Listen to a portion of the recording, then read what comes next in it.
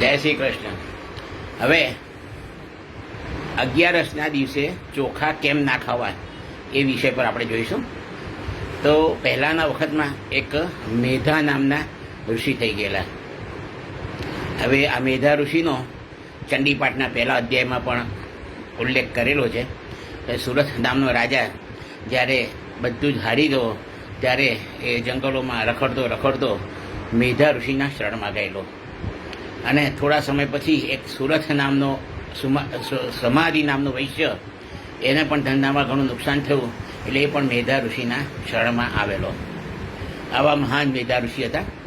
હવે એક વખત મેધા ઋષિએ 11ના દિવસે પાર્વતી માતાની કોઈ ભૂલ કરી અને પાર્વતી માતા એમના પર કોપાયમાન થઈ ગયા અને એમની શક્તિઓ એ મેધા ઋષિની પાછળ છોડી.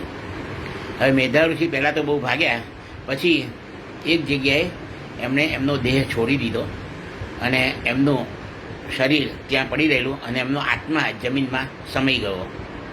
હવે જ્યાં આગળ એમનો આત્મા સમાઈ ગયો હતો એમાંથી ચોખા ઉત્પન્ન થયા. એટલે એ હિન્દુ માન્યતા એક એવી છે કે ચોખા એ મેધા ઋષિનું શરીર છે, માંસ છે, મેધા ઋષિનો આત્મા છે. એટલા માટે આપણા માણસો ઋષિઓ હિન્દુઓ 11ના દિવસે ખાસ કરીને ચોખા ખાતા નથી. ખરેખર મારું માનવું તો એમ છે કે આખી જિંદગી તમે ચોખા ના ખાઓ તો સારી વસ્તુ છે, પણ એટલીસ્ટ 11ના દિવસે ચોખા ના ખાવા.